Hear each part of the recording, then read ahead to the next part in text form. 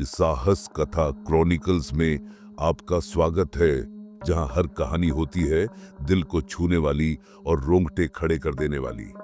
इस चैनल पर आप पाएंगे सस्पेंस, थ्रिलर और हॉरर स्टोरीज जो आपको चौंका देंगी और सोचने पर मजबूर कर देंगी। हमारी कहानियों में न सिर्फ डर बल्कि एक गहरी सच्चाई भी छिपी होती है जो आपको हर पल रोमांचित करेगी। तो अगर आप भी उन लोगों में हैं जो रहस्यों और सस्पेंस से भरी कहानियों में खो जाना चाहते हैं, तो बल साहस कथा क्रॉनिकल्स को सब्सक्राइब करें और हर नई कहानी का हिस्सा बने। तो आइए शुरू करते हैं एक छोटे से इंट्रो के बाद।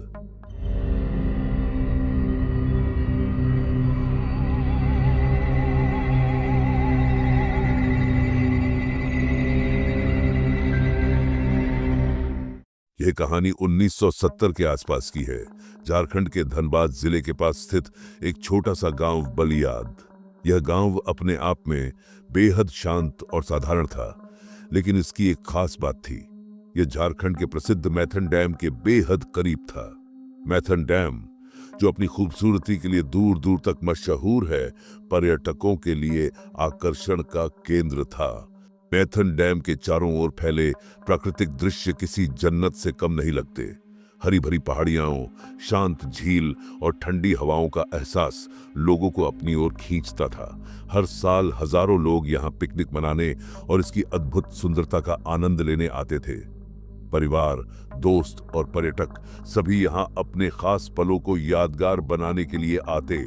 मैथन डैम का पानी इतना साफ था कि उसमें आसमान का प्रतिबिंब तक दिखाई देता। लेकिन बलियाद गांव, जो इस सुंदरता के बेहद पास था, अपनी एक अजीब और डरावनी कहानी के लिए मशहूर था। गांव के पास का वह रहस्यमयी तालाब, जो डैम के ठीक विपरीत था, मैथन की खूबसूरती से बिल्कुल उलट एक अलग ही कहानी कहता था। तालाब के चारों ओर घने पेड़ों का साया था, जो इसे और भी डरावना बनाता था।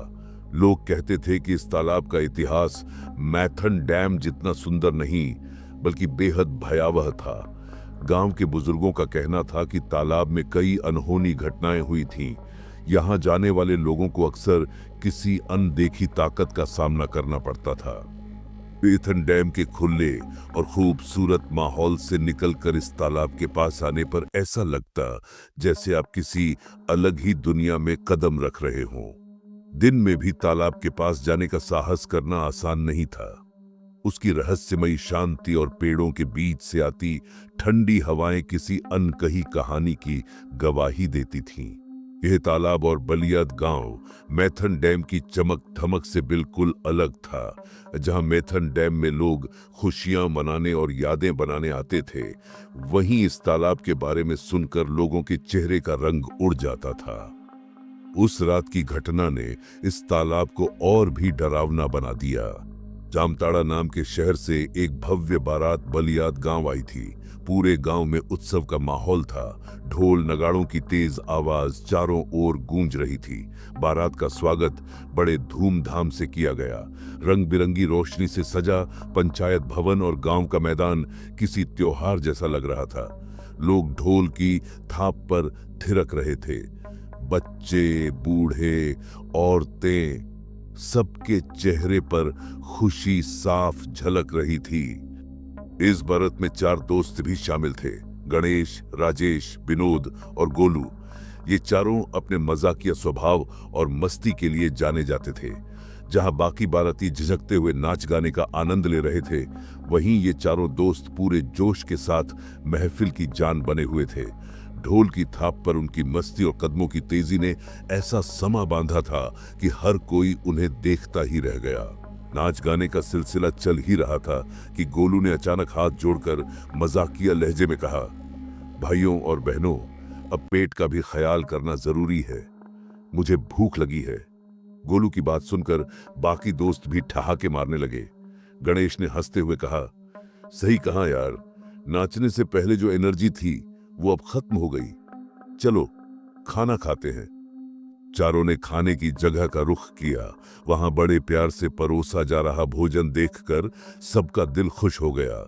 पूड़ी सब्जी, मिठाई और सलाद, गांव का सादा लेकिन स्वादिष्ट खाना। गोलू ने मजाक करते हुए कहा, यार ऐसा खाना रोज क्यों नहीं मिलता, लगता है बारातों में ही आना पड़ेगा।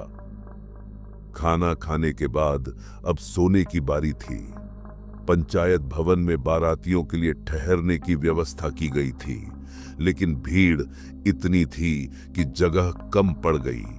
गणेश ने चुटकी लेते हुए कहा, लगता है बारात इतनी बड़ी है कि पंचायत भवन ने भी हार मान ली। अब क्या करेंगे? तभी गांव के एक व्यक्ति ने चारों दोस्तों को सुझाव दिया, पास के तालाब के किनारे खुले मैदान में सो जाओ, वहां हवा भी ठंडी है और जगह भी खाली है।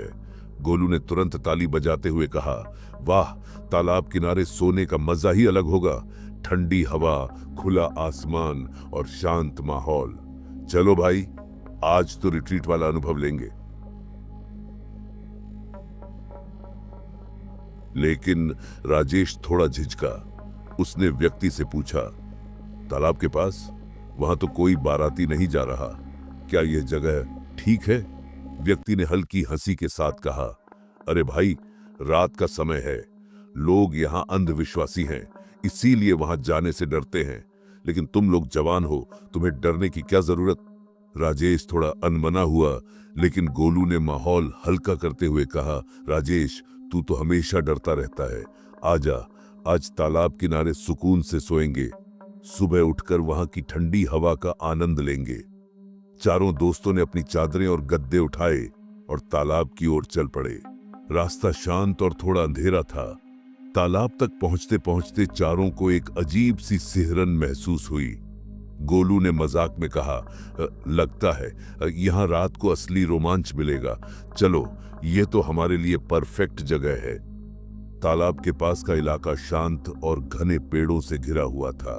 हल्की ठंडी हवा चल रही थी जो कभी कभी डरावनी लगने लगती। तालाब का पानी स्थिर था, जैसे किसी गहरी नींद में डूबा हुआ हो। चांदनी रात में पानी की सतह पर हल्की चमक थी, लेकिन पानी में तैरते हरे भरे शैवाल और आसपास बिखरी सूखी पत्तियां माहौल को रहस्यमयी बना रही थीं। जैसे ही चारों ने अपनी चादरें बिछाईं, गोलू ने हंसते हुए कहा, यार ये जगह तो सही में परफेक्ट है, लेकिन सुनो, कोई सपना देखना तो अपने तक रखना, मुझे डिस्टर्ब मत करना। चारों ने हंसी मजाक के बीच अपनी जगह बनाई और सोने की तैयारी करने लगे। लेकिन उन्हें नहीं पता था कि यह रात उनके लिए सुकून से ज्यादा भयावह अनुभव लेकर आने वाली थी। चारों दोस्त गद्दे और चादर लेकर तालाब के पास चले गए। रात घनी अंधेरी थी। तालाब के पास हल्की हल्की ठंडी हवा बह रही थी, जो शरीर को राहत भी दे रही थी और एक अजीब सा सिहरन भी पैदा कर रही थी। आसमान में असंख्य तारे अपनी रोशनी बिखेर रहे थे। दूर कहीं झिंगुरों की आवाजें सुनाई दे रही थीं। तालाब का पानी स्थिर था, लेकिन उसकी सतह पर हल्की चांदनी ऐसी लग रही थी जैसे कोई शांत रहस्य खुद में छुपाए बैठा हो। चारों दोस्तों ने चादरें बिछाईं और हंसी मजाक करते हुए लेट गए। गोलू ने आसमान की तरफ इशारा करते हुए कहा, यार ऐसा लगता है जैसे ये तारे हमें कोई कहानी सुनाने वाले हों। राजेश ने हंसकर जवाब दिया, कहानी सुनाने वाले नहीं, लगता है हमें डराने वाले हों। देख, आसमान भी कितना अजीब लग रहा है। गणेश ने ठहाका मारते हुए कहा, तू ना हर बात में डर ढूंढ लेता है। सो जा, सुबह उठकर तुझे कुछ नहीं मिलेगा सिवाय मेरी जोरदार हंसी के। धीरे धीरे चारों गहरी नींद में जाने लगे, लेकिन रात के करीब 12 बजे माहौल अचानक बदलने लगा। ठंडी हवा अब एक अजीब सी सिहरन लेकर बहने लगी थी। तभी झाड़ियों के पीछे से किसी के चलने की हल्की आवाज सुनाई दी। गोलू ने करवट लेते हुए कहा, क्या तुम लोगों ने कुछ सुना? राजेश ने नींद में ही बड़बड़ाते हुए जवाब दिया, चुप रह, सोने दे, कुछ नहीं है। अचानक पास ही से एक खांसी की आवाज आई। चारों दोस्तों में हलचल होने लगी। तभी उन्होंने देखा, अंधेरे में एक बूढ़ी औरत धीरे धीरे उनकी ओर आ रही थी। उसकी चाल लड़खड़ाती हुई थी और उसके चेहरे पर झुर्रियां थीं। उसने अपनी फटी पुरानी साड़ी को कसकर लपेट रखा था। जैसे ही वह पास आई, उसने धीमी कांपती हुई आवाज में कहा, बेटा, बीड़ी है, मुझे बीड़ी चाहिए। राजेश ने नींद से झुंझलाते हुए कहा, हमारे पास बीड़ी नहीं है, जाओ यहां से। लेकिन वह औरत वहीं खड़ी रही। उसने थोड़ा और पास आते हुए फिर से कहा, मुझे बीड़ी चाहिए, दे दो बेटा। गणेश अब गुस्से में उठ बैठा। उसने चिल्लाते हुए कहा, जा यहां से, समझ नहीं आता क्या, नहीं है बीड़ी। बूढ़ी औरत ने गणेश की तरफ देखा। उसकी आंखें अजीब तरह से चमक रही थीं। फिर उसने एक गहरी सांस ली और ठंडी आवाज में कहा, तुम्हें इसका अंजाम भुगतना पड़ेगा। इतना कहते ही वह औरत जैसे अंधेरे में घुल गई। ऐसा लगा जैसे वह वहां थी ही नहीं। चारों दोस्त हक्के बक्के रह गए। गोलू ने डरते हुए कहा, यार, ये औरत अचानक कहां गायब हो गई? विनोद ने झूठी हिम्मत दिखाते हुए कहा, कुछ नहीं यार, पागल औरत होगी, छोड़, सोने दे। हालांकि चारों ने इसे नजरअंदाज करने की कोशिश की, लेकिन उनके दिल में कहीं न कहीं एक डर घर कर चुका था। वे चुपचाप अपनी जगह पर लेट गए, लेकिन नींद अब उनकी आंखों से कोसों दूर थी। हवा अब और ठंडी हो चुकी थी और तालाब के पास का सन्नाटा उनकी बेचैनी बढ़ा रहा था। हर तरफ रहस्यमयी शांति थी, लेकिन चारों के दिल तेजी से धड़क रहे थे। तभी दूर से पानी में हल्की छप छप की आवाज आने लगी। गणेश ने धीरे से कहा, तुम लोगों ने फिर से कुछ सुना? लेकिन इस बार किसी ने कोई जवाब नहीं दिया। सबने खुद को चादरों में लपेट लिया, जैसे किसी अनजानी ताकत से बचने की कोशिश कर रहे हों। यह रात अब लंबी और डरावनी लगने वाली थी। रात का सन्नाटा और भी गहरा होता जा रहा था। चारों दोस्तों को गहरी नींद आ चुकी थी, लेकिन उस रात कुछ ऐसा हुआ जो उनकी पूरी जिंदगी का सबसे डरावना अनुभव बन गया। अचानक गोलू ने अपने ऊपर कुछ हलचल महसूस की। वह घबराकर आंखें खोलता है और देखता है कि उसका चादर किसी ने खींचकर तालाब में फेंक दिया है। वह तुरंत हड़बड़ाते हुए उठ बैठता है और गुस्से में बड़बड़ाता है, राजेश, क्या तूने मेरा चादर खींचा? राजेश चौंक कर पलटता है और घबराते हुए कहता है, मैंने कुछ नहीं किया, मैं तो सो रहा था। लेकिन तभी विनोद की आवाज सुनाई देती है, अरे, किसी ने मुझे थप्पड़ मारा। उसकी आवाज में डर और घबराहट साफ महसूस हो रही थी। गणेश भी अब घबराया हुआ था। वह जल्दी से बैठते हुए कहता है, मुझे तो ऐसा लगा जैसे किसी ने मुझे डंडे से मारा हो। उसका चेहरा पसीने से भीगा हुआ था और उसकी आवाज में पूरी तरह से डर था। चारों अब पूरी तरह से डर गए थे। तालाब से अब हल्की हल्की आवाजें आने लगी थीं। पानी में हलचल दिख रही थी, जैसे कुछ अजीब चल रहा हो, लेकिन हवा बिल्कुल शांत थी। ऐसा लगा जैसे समय भी थम सा गया हो। गोलू, जो पहले की मस्ती में था, अब डर के मारे कांप रहा था। वह बुरी तरह घबराते हुए कहता है, यार, यहाँ कुछ गड़बड़ है, चलो यहाँ से चलते हैं, मुझे नहीं अच्छा लग रहा। उसकी आवाज में अब डर और घबराहट साफ झलक रही थी। राजेश, जो हमेशा शांत रहता था, अब घबराया हुआ था। वह गोलू को शांत करने की कोशिश करता है, अरे, ये सब तुम्हारा भ्रम है, कुछ नहीं होगा यार, तुम देखोगे, सुबह तक सब कुछ ठीक हो जाएगा, सो जाओ। लेकिन उसकी बातों में कोई सुकून नहीं था। रात की शांति, तालाब की आवाज और उनके दिलों की तेज धड़कन, सब कुछ बहुत अजीब और डरावना महसूस हो रहा था। हर एक पल एक नए डर से भरा हुआ था। चारों ने चादरों में कसकर लिपटने की कोशिश की, लेकिन कोई आराम नहीं आया। उनके मन में अब यह सवाल था कि क्या यह सिर्फ उनका भ्रम था या फिर सच में कोई अनहोनी हो रही थी। रात का समय करीब 2 बजे था। सब कुछ शांत था, लेकिन अचानक तालाब से छपाक की डरावनी आवाज आई। यह आवाज इतनी तीव्र थी कि चारों दोस्तों के दिलों की धड़कन रुक सी गई। सभी एक साथ चौंक कर उठे। उन्होंने देखा कि विनोद तालाब के अंदर पूरी तरह से छटपटा रहा था। उसकी आंखों में डर था और उसकी आवाज कांप रही थी, बचाओ, बचाओ। गणेश, राजेश और गोलू डर के बावजूद दौड़कर तालाब के पास पहुंचे।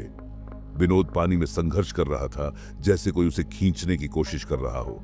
तीनों ने विनोद को पकड़कर किसी तरह बाहर निकाला। विनोद कांपते हुए बुरी तरह डर के मारे बोला, तुम लोगों ने मुझे तालाब में क्यों फेंका? क्या किया तुमने? उसकी आवाज में घबराहट और गुस्सा था।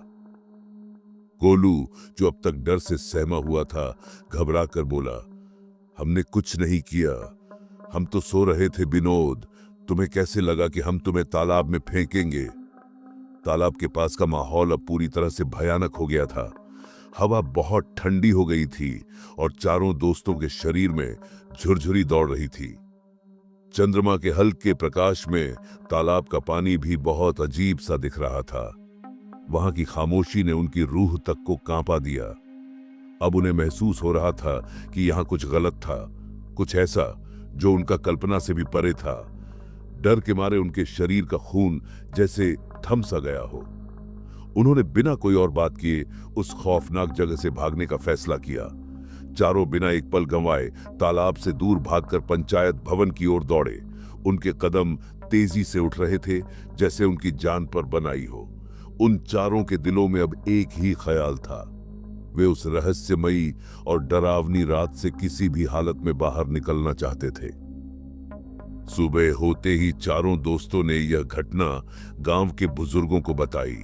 उनकी बात सुनते ही सबसे अनुभवी बूढ़ा व्यक्ति चौंकते हुए गंभीर आवाज में बोला, तुम लोग तालाब के पास क्यों गए? क्या तुम्हें किसी ने बताया नहीं था कि वहां रात को कोई नहीं जाता? गणेश ने बेचैन होकर पूछा, क्यों, ऐसा क्या है वहां? बूढ़े आदमी ने अपनी आंखें बंद कर एक लंबी सांस लेते हुए कहा, सालों पहले एक बूढ़ी औरत उस तालाब में डूबकर मर गई थी। कहते हैं कि उसकी आत्मा अभी भी वहां भटकती है। उसके बाद से वहां कई हादसे हो चुके हैं। दिन में भी लोग उस जगह अकेले जाने से कतराते हैं। यह सुनकर चारों की रूह तक कांप उठी। उन्हें एहसास हुआ कि उन्होंने अनजाने में बहुत बड़ी गलती कर दी थी। डर उनके चेहरों पर साफ झलक रहा था। पर कहानी यहां खत्म नहीं हुई। जब वे अपनी बात गांव में और आगे साझा कर रहे थे, तब एक और रहस्य सामने आया। वह आदमी जिसने उन्हें तालाब के पास रात बिताने का सुझाव दिया था, झेंपते हुए बोला, अरे, मैंने तो यह सब मजाक में कहा था। मुझे क्या पता था कि तुम लोग सच में वहां चले जाओगे। यह सुनकर माहौल में सन्नाटा छा गया। दुल्हन के घर वालों का गुस्सा आसमान छूने लगा। दुल्हन के पिता ने गुस्से में तमतमाते हुए कहा, तुम्हें अंदाजा भी है कि अगर वहां कुछ हो जाता तो क्या होता? हमारी बदनामी के साथ मेरी बेटी की शादी पर भी सवाल उठते। लोग कहते कि शादी वाले दिन ऐसा हादसा हुआ। तुम लोगों की बेवकूफी से पूरा गांव शर्मसार हो सकता था। जिसने मजाक किया था वह अपनी गलती पर शर्मिंदा था। उसने झुककर माफी मांगी, लेकिन अब बात उसके बस से बाहर थी। गांव के लोग भी इस घटना से डर गए। किसी को समझ नहीं आ रहा था कि अब क्या किया जाए। दुल्हन के घर वाले लगातार यही सोच रहे थे कि अगर सच में कुछ अनहोनी हो जाती तो उनकी इज्जत का क्या होता। इस तालाब को लेकर अब गांव में नई नई बातें फैलने लगीं। किसी ने कहा कि वहां सिर्फ इंसान ही नहीं बल्कि जानवर भी रहस्यमय तरीके से गायब हो जाते हैं। इस घटना के बाद बलियाद गांव का यह तालाब पूरी तरह बदनाम हो गया। अब उस तालाब की तरफ देखना भी किसी के लिए हिम्मत की बात थी। दिन हो या रात, गांव के लोग उस जगह को लेकर सावधान हो गए। तालाब के पास की जगह एक डरावनी कहानी बनकर रह गई। तो दोस्तों, यह थी हमारी आज की कहानी। अगर आपको यह कहानी दिलचस्प लगी हो तो हमारे चैनल साहस कथा क्रॉनिकल्स को सब्सक्राइब करें। नीचे कमेंट में बताइए, क्या आप भी ऐसी रहस्यमयी जगहों पर गए हैं और अगली बार आप किस तरह की कहानी सुनना चाहेंगे। धन्यवाद। फिर मिलेंगे एक नई कहानी के साथ। तब तक सुरक्षित रहें और अपने आसपास की कहानियों पर ध्यान दें। क्या पता अगली कहानी आपके ही गांव की हो।